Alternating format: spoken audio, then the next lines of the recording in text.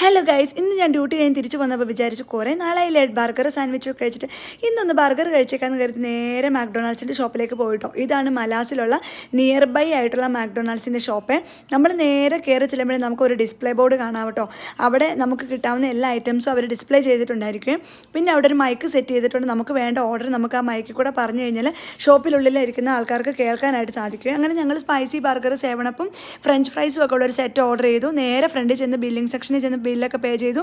അപ്പോൾ മോൻ വണ്ടിയിലിരുന്ന് കളിക്കുന്നുണ്ടപ്പോഴേക്കും ആ ചേട്ടൻ്റെ ഒരു ബലൂൺ എടുത്ത് അവൻ്റെ കൈ കൊടുത്തു കിട്ടും. അവനത് കണ്ടപ്പോൾ ഭയങ്കര സന്തോഷമായി.